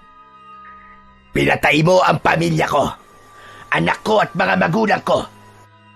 Pagkatapos, aasta ka na parang walang nangyari. Imbis na itakwil ka, ay ginawa ka pa nilang hari ng kagubatan. Hindi ba't malaking insulto yon? Alam mong pareho lamang tayong nilalang sa mundo. Hindi ko kasalanan na leyon ako at asong gubat ka lamang. Nahigit akong mas malakas kaysa sayo. Huwag mong isisisi sa akin ang pagkawala ng pamilya mo. Dahil alam mong hindi ko talaga sila maililigtas sa sunog na yon. Kailangan kong unahin ang aking anak. Kung meron man dapat na gumawa nun sa kanila, ikaw yun. Pero nasa ka ng mga sandaling kinailangan kanila. Kasama ka ng mga kaibigan mong iniwan ka rin sa oras ng kagipitan mo. Pagkatapos, ako ngayon ang ginugulo mo. Huwag kang gumawa ng dahilan para malinis ang konsensya mo. Ikaw talaga ang pumatay sa pamilya ko. Tumigil na kayo! Lalong-lalo ka na, Pestor. Tama ang sinabi ni tatay. Wala siyang kasalanan sa'yo. Ikaw ang dapat sisihin. Ikaw ang dapat na tumigil. Wala kang alam dito. Ikaw pa nga ang naging dahilan kung bakit nangyari ito sa amin. Kung hindi dahil sa dala mong kamalasan, hindi kami magkakaganito. Nagulat si Neryo sa biglang pagsigaw ni Lupin na may kasamang pag-angil. Kitang-kita niya ang bakas ng galit sa mukha ng kanyang ama. Inatake nito ang nakatayong si Pestor. Parang napansin niyang biglang nagkulay pula ang mata ni Pestor. Hindi ba't sinabi ko na sa'yo na wag mong pagsasalita ng malas ang anak ko? Talagang kinagalit mo ko. Nang mapansin ni Pestor ang pamumula sa mga mata ni Lupin, pati na ang pagtaas ng balahibo nito sa katawan, ay kumaripas na kagad ito ng takbo papalayo sa kanyang ama. Pati na ang mga alagad nito ay kumaripas na rin ng takbo. Hinabol ang mga ito ng kanyang ama, kaya naman sumunod si Neryo sa kanyang ama. Kailangan niyang pigilan ang kanyang ama sa gagawin nitong pagpatay kay Pestor. Ay, wag! Tama na! Huwag niyong gawin yan! Huwag kayong papatay! Kasalanan sa kalikasan yan! Tila wala siyang panama sa bilis ng takbo ng mga ito at bigla itong nawala sa kakauyan. Kahit saan siya luminga, ay tuluyan nang nawala sa kanyang paningin ang mga ito. Maging ang tunog ng yabag ng mga paa ng kanyang ama. Alam niya na kapag naabutan ng kanyang ama si Pestor, ay malalagay sa panganib ang buhay nito, nahahantong sa pagpatay rito. Kaya kahit masasakit ang kanyang katawan, ay pinilit niyang humabol sa pagtakbo sa mga ito. Halos hindi na lumapat ang kanyang paa sa lupa. Ilang baging din ang kinailangan niyang lambitinan para mabilis niyang mahanap ang kanyang ama. Pero nabigo siya. Ilang minuto ang lumipas ay hindi niya nakita ang bakas ng paa ng kanyang ama. Hanggang sa pagsapit niya sa gitnang kagubatan, tumigil siya sa pagtakbo. Para siyang nabibingi sa katahimikan. Maya-maya pa ay nakaramdam siya ng pag-iinit sa suot niyang mutya. Hindi pa man siya halos nakakalingon sa kanyang likuran, ay tumama na sa kanyang muka ang malakas na kamao mula sa isang lalaki. Kita niya na wala itong damit pang itaas, kaya pagbagsak niya sa lupa ay muntik niya nang mabitiwan ang kanyang tungkod. Sino ka? Bakit bigla mo na lamang akong inatake? Napaawang ang bibig at nanlalaki ang mga mata ni Neryo nang makita ang lalaki. Nakangisi itong tumutulo ang laway na parang wala sa tamang pag-iisip. Napansin din niyang mapupula ang mga mata nito. Kailan ba matatapos ito? Itinukod ni Neryo ang kanyang tungkod sa lupa para makatayo siya. Kasabay ng pagliwanag ng suot niyang mutya, iwinasiwas niya ang kanyang sandata sa hangin. Kitang-kita niyang napaatras ang nilalang, ngunit sa paghakbang nito ay nagsipaglitawan pa ang mga kasama nito na nagtatago sa likod ng mga puno. Sunod ang magkakasabay na pagsugod ng mga ito papalapit sa kanyang kinatatayuan. Ipinalo niya ang tungkod sa unang nilalang na sumugod sa kanya. Tinamaan ito sa leeg at halos mapasadsad itong bumagsak sa lupa. Maya-maya pa ay biglang nagkagulo ang mga aswang nang makita ang pagdating ng isang matandang lalaki. Yun ay walang iba kundi si Lolo Teloy. Bigla itong umatake sa mga aswang na hadikya. Kaya nagulat na lamang siya nang biglang magpalit ng anyo ang 5 lalaki. Naging isang asong gubat ang mga ito na may mapupulang mga mata. Kilos na! Mga aswang sila! Ikaw talaga ang punteriya nila! Bilisan mo! Opo, Lolo Teloy! Patakbong sumugod si Neryo sa mga kalaban. Bawat pagpalo niya ng tungkod ay tinatamaan ng mga ito sa ulo. Bumagsak ang mga asong gubat sa lupa. Habang umaangil, sa kanya nilapitan at tutumbukin ng kanyang tungkod sa leeg. Para itong mga papel na unti-unting nilulusaw ng apoy. Ang natira naman ay tumakbo papalayo sa kanila, pero binato niya ito ng kanyang sandata at tinamaan ito sa likod. Bumagsak ito ng pasadsad sa damuhan at tulad sa mga nauna ay nasunog na rin ito. Mabilis na lumapit sa kanyang kinatatayuan si Lolo Teloy. Bakas sa mukha nito ang matinding pag-aalala. Ayos ka lang ba, Neryo? Mukhang kanina ka pang inatake ng mga aswang na yun, ah. Ayos na po ako, Lolo Teloy. Nabigla lang po ako sa pagdating nyo. Bakit pa kayo sumunod dito? Dahil ito talaga ang gagawin ko, Neryo.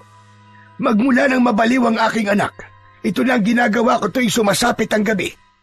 Dahil alam kong may kinalaman ng hadikya sa nangyari sa anak ko. Lalo na ngayon na naiuwi ko na ang aking anak.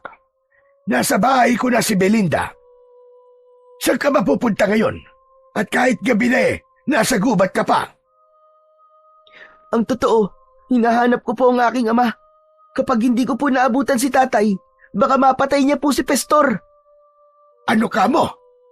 Baka makasalubong nila ang pinuno ng mga halimaw. Mas delikado. Sino nga ba ang ama mo? Ang pangalan po niya ay Lupin. Kumunot ang noo ni Lolo Teloy dahil sa narinig nito mula kay Neryo. Bakas sa mga mata ng matanda ang pagtataka habang nakatingin ito sa mukha niya na parang inaalala kung sino si Lupin. Pero wala ko kilalang Lupin. Mukhang hindi kayo taga rito. Taga rito po kami sa kagubatan. Ang totoo nga po isa pong hari ang aking ama. Hari, na kung bata ka, hindi ka naman nalilipasan ng gutom siguro, Bakit kung ano-ano ang mga pinagsasasabi mo? Bakit po? Mukha po bang hindi ako nagsasabi ng totoo? Ay nako, tara na nga. Ang mabuti pa iahatid na lamang kita sa bahay nyo nang makilala ko na rin ang ama mong si Lupin. Baka matulungan niya akong puksain ang mga aswang na yan. Marami na silang napapatay, kabilang ang manugang kong lalaki. Mabuti na lamang talaga at gumaling na ang aking anak sa sakit niya. Nagpatiuna na sa paglalakad si Lolo Teloy. Sabay dampot naman ni Neryo ng kanyang tungkod sa binagsakan lupa ng asong gubat na binato niya kanina. Habang ang kanyang dibdib ay para ng binabayo ng maso dahil sa pag-aalala sa kanyang ama. Hindi siya mapakali sa kanyang paglalakad, kaya naman hindi na siya nakatiis. Lolo Teloy, kailangan ko pa pong hanapin ang ama ko. Nag-aalala na po talaga ako sa kanya. O sige, sasamahan kita. Tutulungan kitang hanapin siya. Pero kailangan ko munang dumaan sa bahay. Akma na sanang iaakbang ni Neryo ang kanyang mga paa nang bigla niyang narinig ang boses ng kanyang ama. Narinig din niya ang kaluskos at pag-angil ng mga asong gubat na parang may pinag-aagawan. Nanggaling yun sa madilim na bahagi ng kakahuyan. Lolo! Sa gawi pong yun, doon ko po naririnig ang kanilang mga angil. Angil? Hindi na hinintay ni Neryo ang iba pang sasabihin ni Lolo Teloy. Mabilis siyang tumakbo sa pinagmumulan ng ingay. Bumundol ang kaba sa kanyang dibdib. Ngunit nabigla sila sa nadatnang eksena. 10 mga asong gubat ang nakita nilang pinagtutulungan ang kanyang ama. Sugatan na ito at maraming dugo sa katawan. Tila pinagsakluban ng langit at lupa si Neryo nang makitang hindi na halos nakakagalaw ang kanyang ama dahil sa mga pangil na bumaon sa katawan nito. Wala na siyang inaksayang pagkakataon. Mabilis siyang sumugod sa mga asong gubat at isa-isa niyang pinaghahampas ang mga ito ng kanyang tungkod. Bawat palo ay bumabagsak ang mga ito sa lupa habang umaangil na parang nasasaktan. Hindi niya tinigilan ng mga ito hanggat hindi nasusunog ang mga katawan. Sa kanya hinila ang kanyang ama papalayo sa mga nakahandusay na asong gubat. Tay! Tay, ano nangyari? Si Pestor, nasa panganib rin siya. Bigla kaming inatake ng mga taong nag-aanyong asong gubat. Mga aswang sila, anak. Tay, isasandal ko po muna kayo sa puno ng kahoy. Tatay? Tinawag mo siya tatay? Paano nangyari yon? Isa siyang leon. Lolo Teloy, siya po ang aking ama. Siya po si Lupin, ang hari ng kagubatan. Pero... Tumabi na po muna kay Lolo Teloy. Hindi po ako makakapayag na hindi nila pagbayaran ng ginawa nila sa ama ko. Mabilis na nilapitan ni Neryo ang mga nakahandusay na asong gubat sa lupa. Hindi pa man nakakatayo ang mga ito, ay galit na pinagpapapalo niya ang mga ito sa katawan. Magkakasunod na hampas ang kanyang ginawa. Bigla rin na tumulong si Lolo Teloy sa kanya at sa husay nito sa pakikipaglaban, ay mabilis din itong napatumba ang mga aso. Habang si Neryo naman ay panayang sulyap sa kinaroroonan ng kanyang ama dahil sa pag-aalala niya rito. Lalo pa at kitang-kita niya ang pagbulwak ng dugo sa mga sugat nito. Mga halimaw kayo! Ito na ang katapusan yung lahat! Ha! Parang tumigil ang oras sa biglang pag-ikot ni Neryo sa ere, hawak ang kanyang tungkod.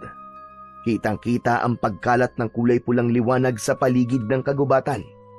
Mula sa kanyang sandata ay ubod lakas niyang ipinalo ito sa 2 asong gubat na tumatakbong pasugod sa kanya. Sa lakas ng epekto ng palo niya at pagbaon ng tinik sa katawan ng mga ito, ay halos maputol ang katawan ng asong gubat ng ito ay bumagsak sa lupa. Maging si Lolo Teloy ay hindi makapaniwala sa nakitang lakas ng tungkod at mutya ni Neryo. Parang mga kandila ang mga asong gubat nang matunaw ang mga ito at naglaho sa damuhan. Naging isang tubig ang katawan na may usok pang naiiwan. Sa kanya nilapitan ang kanyang ama, nahabol ang hininga habang nakasandal sa puno. Tay, wag niyo po akong iiwan. Huwag kang mamamatay, nakikiusap po ako. Tinakluban ni Neryo ng kanyang palad ang mga sugat sa katawan ng kanyang ama para pigilan ang pag-agos ng dugo nito. Narinig din niya ang pagpunit ng matanda sa suot nitong damit at mabilis na itinali yun sa katawan ng kanyang ama. Mapipigilan ng tela ang pagbulwak ng dugo sa mga sugat niya. Pero kailangan siyang madala sa bahay para malagyan ng gamot ang mga sugat niya. Masama ang epekto ng laway ng isang aswang sa katawan ng leon. Kaya Neryo, tulungan mo kung maisampa siya sa likod ko. Kailangan nating magmadali.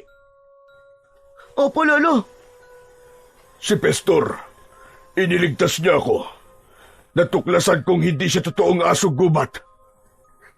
Huwag na po muna kayo magsalita. Nakikiusap po ako. Nang maisampa na niya ang kanyang ama sa likod ng matanda, ay mabilis na tumakbo ang mga ito papunta sa bahay ni Lolo Teloy. Si Neryo naman ay nakaalalay sa likod ng kanyang ama dahil mabigat ito. Kitang-kita niya ang pagpatak ng dugo sa lupa, kaya mas lalo siyang nag-alala. Panay din ang linga niya sa paligid ng kanilang tinatahak na daan dahil nagbabaka sakali siyang makikita si Pestor. Pero ang mga kasama na lamang ng mga ito ang nakita niya. Nakahandusay yun sa lupa habang wala na ang lamang loob, kaya naisip niyang baka napahamak na rin si Pestor. Anak, si Pestor, kailangan mo siyang mahanap at wag na wag mo siyang sasaktan. Alam ko na kung bakit siya nagagalit sa akin. Huwag na po muna kayo magsalita, Tay. Mamaya ko na lamang po siya hanapin. Kailangan na muna niyong magamot. Ilang oras din ang itinakbo nila. Marating lang ang bahay ng matanda. Ngunit di bakas ni Pestor ay wala nang nakita sa daan si Neryo. Mas lalo siyang nataranta nang makita niyang lumaylay na ang ulo ng kanyang ama. Diretso ang pagpasok nila sa loob ng bahay ni Lolo Teloy habang may pagmamadaling inihiga ng matanda si Lupin sa katre. Halos kumalat sa sahig ang mga kagamitan ng matanda sa paghahanap ng igagamot sa kanyang ama. Kita niya ang paglapit ng babae sa kanila habang nakaawang ang bibig ng babae. Kung hindi siya nagkakamali, ito ang anak ng matanda na si Belinda. Mabilis na tumakbo ang babae palabas ng bahay nang makita nito ang dugo sa katawan ng kanyang ama. Nawalan lang ng malay ang tatay mo. Hawakan mo ang kagamitan ko sandali para madali ko malapatan ang pangunang luna sa mga sugat niya sa katawan. Iba talaga ang epekto ng laway ng aswang. Lolo Teloy, sabihin niyo po, mabubuhay pa po ba ang tatay ko? Hindi lang ako sigurado. Dahil sa nakikita ko, matanda na siya. Matanda na siyang leon. Mahina na ang panlaban niya sa lason. Si Aling Belinda po ba ang babaeng nakita ko kanina? Kailangan niyo po siya sundan. Mukhang natakot po siya sa dugo. Oo, Neryo, tama ka. Takot nga siya sa dugo dahil sa nangyari sa kanyang asawa. Naaksidente sila ni Romel nang gabing pumunta sila sa baryong ito. Siya lang ang nakaligtas at halos lahat ng sakay ng bus ay namatay at natagpuang nawawala ang lamang loob ng mga pasahero. Hanggang sa ngayon, hindi pa alam ng mga pulis ang totoong nangyari dahil hinihintay nilang matauhan ang aking anak. Hindi ko rin masabi sa kanya na pati ang katawan ng kanyang asawa ay hanggang ngayon hindi pa rin natatagpuan. Kung ganun po maaaring buhay pa po ang asawa ni Aling Belinda, ganun po ba? Imposible, Neryo. Makaligtas man siya sa aksidente, pero sa kagat ng aswang, imposible. Nang matapos na sa paglilinis ng sugat si Lolo Teloy, ay saka naman pumasok sa loob ng silid ang babaeng anak nito. Nagulat siya sa malakas nitong pagsigaw habang umiiyak na nakatingin sa kanya. Nanginginig ang mga kamay nito na akma na siyang yayakapin. Nakaawang lang ang bibig nito na parabang nakakita ng multo. Kaya lang, humakbang siyang papalayo sa babae dahil bigla siyang kinabahan. Si Lolo Teloy naman ay nagtataka na rin sa ikinikilos ng anak. Anak! Diyos ko, anak ko! Buhay ang anak ko! Belinda, anak! Anong pinagsasasabi mo? Siya ang anak ko, Itay. Siya si Santino, ang anak ko. Nagkakamali po kayo. Hindi po ako ang anak nyo. Hindi ko po kayo kilala. Lolo Teloy, hindi pa po yata magaling si Aling Belinda. May sakit pa rin po siya. Wala na. Wala na akong sakit. Malinaw sa akin ang sinasabi ko. Ikaw ang nawawala akong anak. Hindi mo ba nararamdaman ang lukso ng dugo? Salamat sa Diyos. Salamat sa Diyos at buhay ka, anak. Huwag niyo po akong yakapin, sandali lang. Iba po ang tatay ko. At hindi niyo po siya kamukha. Hindi po kita ina. Matagal na pong patay ang nanay ko. Hindi, anak. Hindi. Anak kita, maniwala ka. Alam ko yon. Nararamdaman ko ikaw ang anak ko. Bitiwan mo si Neryo, Belinda. Wala kang ebidensya na magpapatunay na siya nga ang anak mo. Anak ko siya, Tay. Patunay ang nunal niya sa leeg. Hindi ako maaaring magkamali. Anggol pa lamang siya nang magpasya kami ni Romel na umuwi sa lugar natin. At ang leon na nakahiga sa katre niyo, Tay, siya ang dahilan kung bakit kami na-aksidente. Malinaw na sa akin ang lahat. Naalala ko na siya. Naalala ko na siya ang dahilan kung bakit bigla kami bumangga sa malaking bato. May kaaway ang leon na yan at biglang tumakbo sa kalsada. Tandang-tanda ko, Tay. Ang batang ito, siya ang anak ko. Siya si Santino. Bitiwan niyo po ako. Hindi po ako naniniwala sa inyo. Si tatay, siya lamang po makakapagpatunay na walang katotohanan ng mga pinagsasasabi niyo.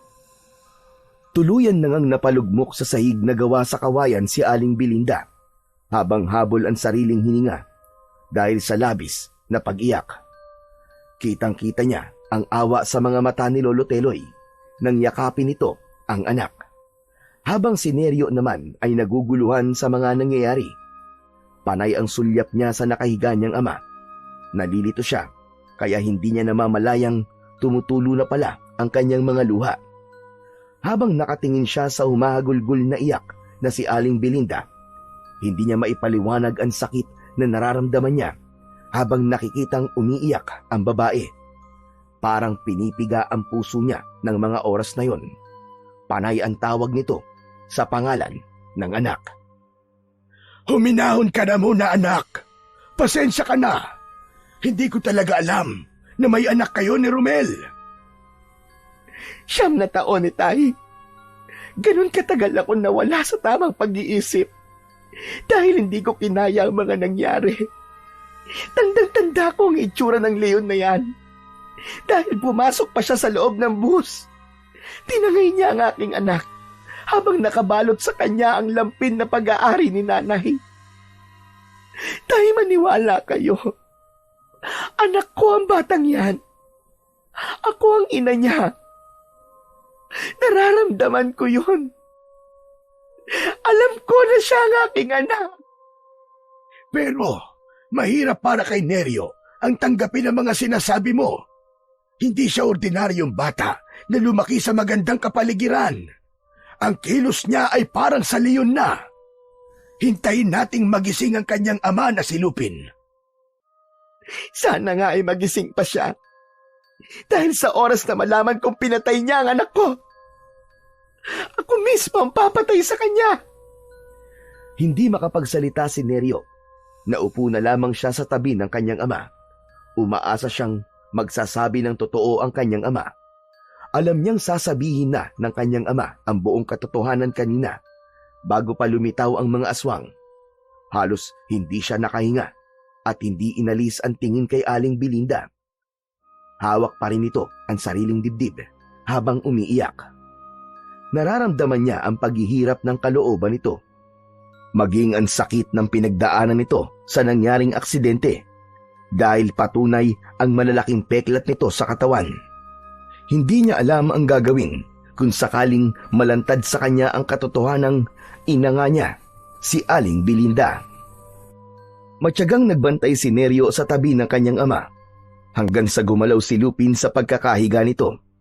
Napaunat sa pagkakaupo si Neryo at naluluwang nahawakan ang malamig na paa ng kanyang ama. Tay? Anak, nasan tayo? Tay, nasa bahay po tayo ni Lolo Teloy. Kailangan na nating umalis. Bilisan mo, anak. Tay, sandali lang. Sariwa pa po mga sugat niyo sa katawan. Saka bakit po tayo aalis? Natatakot po ba kayong malaman ko ang buong katotohanan? Neryo, anak. Tay, huli na po kayo. Alam ko na po ang totoo. Nandito rin po ang anak ni Lolo Teloy na si Aling Belinda. Galit na galit po siya sa inyo dahil kayo raw po ang dahilan kung bakit nasira ang pamilya niya. Nabaliw po si Aling Belinda dahil sa ginawa niyo. Kayo daw po may kasalanan. Wala akong kasalanan, anak. Walang may gusto sa nangyari. Nasa gitna ako ng laban sa pagitan ng mga aswang na hadikya. Balak nilang atakihin ang bus na sinasakyan nila. Pinigilan ko lang sila, anak. Alam ni Bathala kung ano ang ginawa ko. Inililigtas ko lamang sila sa kamay ng mga aswang. Mag-isa lang ako kontra sa 20 mga halimaw. Nilabanan ko sila. Ang buong akala ko ay patay na ang nanay mo. Kaya kita kinuha sa kanyang kandungan. Ang pagkakamali ko lamang ay nawalan ako ng lakas ng loob para sabihin sa iyo ang buong katotohanan. Tay! Tay, bakit? Bakit niyo po ako pinaniwalang kayo ang tatay ko? Patawarin mo ko, anak. Iniisip ko na kung aalagaan kita, ay makakabawi na ako sa mga buhay na hindi ko nailigtas. Mahal na mahal kita, anak, at alam mo yan. Ito lang ang alam kong sa tingin ko ay tama. Hindi naman kita ipagkakait sa kanila. Malaya ka na, anak, na pumili kung sino ang sasamahan mo. Sa tingin niyo po ba ganun lang kadali yun? Ang hirap, tay. Kayo ang tatay ko at kailangan ko mamili sa inyong dalawa. Hindi ko po kaya, hindi ko magagawa. Masakit din ito sa akin, anak. Dahil minahal kita at itinuring kita parang isang tunay na anak. Kahit na punong-puno ako ng kasinungalingan sa iyo. Pero yun ang alam kong tama. At yun ang kailangan. Anak, sila ang dapat mong makasama. Sila ang totoo mong kadugo. Bumangon ng dahan-dahan ang kanyang ama. Sakto naman ang pagpasok sa silid ni Lolo Teloy at Aling Belinda na narinig ang mga sinabi ni Neryo. Si Neryo lamang ang naririnig nilang nagsasalita. Pero sapat na para malaman nilang alam na ni Neryo ang buong katotohanan. Nay! Diyos ko! Salamat sa Diyos! Ibinalik niyo ang anak ko! Nay! Kayo raw po ang nanay ko! Oo, anak! Ako nga ang iyong ina! Anak ko! Mahigpit silang nagyakap na mag-ina. Napaluhod sa sahig si Lolo Teloy sa labis na kasiyahan, habang si Lupin ay tahimik na napaluwa sa isang tabi. Kitang-kita sa mga mata nito ang nararamdamang sakit habang nakikita ang pagyakap ni Neryo sa babae. Maraming salamat sa pagkakaligtas mo sa anak ko. Pero hindi ko alam kung kailan kita mapapatawad. Nay, wala pong kasalanan si tatay. Aksidente po yun. Paano mong nasabi, anak? Ikinuwento ni Neryo ang buong katotohanan sa kanyang ina. At sa sobrang tuwa nito, ay nayakap nito ang kanyang ama na si Lupin. Kahit medyo nasasaktan pa ito dahil sa sugat sa katawan, bigla namang nagsalita si Lolo Teloy para mas maintindihan ni Aling Belinda kung bakit nalaman ni Neryo ang buong katotohanan. Dahil sa tagal na nilang magkasama ni Lupin, Belinda, naiintindihan na ni Neryo kung ano ang sinasabi ng leon. Kahit siya lamang ang nakakarinig sa boses ng leon. At kaya natin naiintindihan ang mga sinasabi ni Neryo ay dahil naman sa epekto ng kapangyarihang taglay ng mutya ng batong buhay. Napasulyap si Neryo sa gawin ni Lupin nang bigla itong magsalita at bumaba sa katre habang nakatingin sa mga mata ni Neryo. Kahit paika-ika ito sa paglalakad, ay sinikap pa nitong lumapit sa may pintuan at kinausap ang anak. Neryo, anak, kailangan nating mahanap si Pestor. Bakit, tay? Pagkatapos niya kayong saktan? Bakit, apo ko? Anong sinasabi ni Lupin sa'yo? Hahanapin daw po namin si Pestor na muntik nang pumatay sa aming dalawang mag-ama. Abay, bakit daw? Anak, kailangan malaman ng nanay mo na buhay pa ang asawa niya. Ang totoo mong tatay, anak. Buhay si Romel. Ano po? Buhay ang ama ko? Anong sabi mo? Buhay si Romel? Opo, Nay. Pero, nasan po si tatay? Siya ay walang iba, kundi si... Hindi na natapos ni Lupin ang mga sasabihin nito kay Neryo nang biglang bumukas ang pinto ng balkonahe ng bahay ng matanda at iniluwa ang sugatang si Pestor. Mabilis na nilapitan ni Neryo ang asong gubat habang nakahandusay ito sa sahig. Para sana ay paluin ng hawak niyang tungkod. Subalit nagulat sila nang makita ang pagbabagong anyo ng asong gubat. Isang lalaking walang suot na damit ang tumambad sa kanilang paningin. Yakap-yakap nito ang sariling katawan habang may malalim na sugat sa braso at sa likod. Nalaman kong isang aswang si Pestor. Nakaligtas siya sa aksidente. Bigla siyang nagpalit ng anyo nang tumama ang kanyang ulo sa bato. Nawala ang kanyang alaala mula ng aksidenteng yun. At nang matauhan siya, ay iniligtas niya ako laban sa mga aswang na hadikya. Muli siyang naging asong gubat nang magpahabol siya sa mga aswang na hadikya. Napataklob ng palad sa bibig si Aling Belinda nang makilala nito ang asawa. Binalutan ito ng kumot sa katawan at niyakap ng mahigpit ni Aling Belinda si Pestor. Hindi naman makapaniwala si Neryo na sa isang iglap ay mabubuo na ang kanyang pamilya. Nagkaroon siya bigla ng nanay at tatay. Kaya lang, may kirot sa isang bahagi ng puso niya.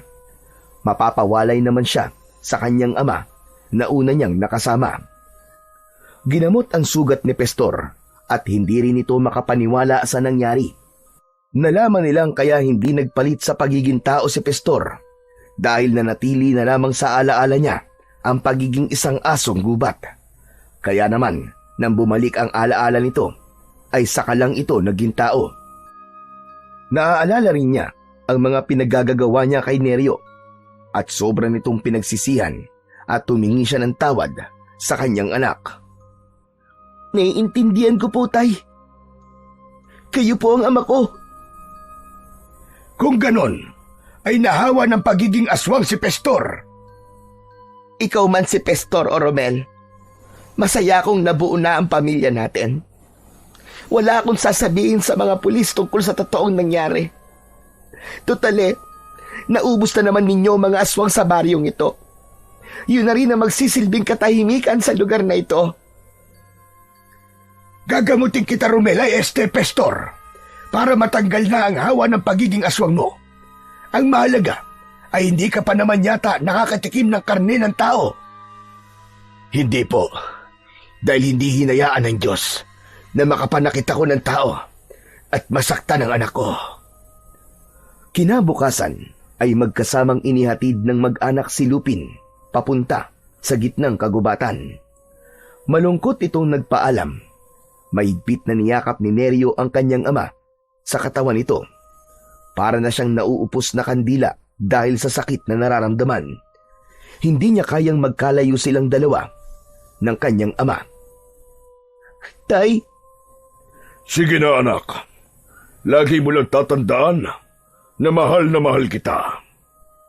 Paalam anak. tay, wag niyo po akong iiwan.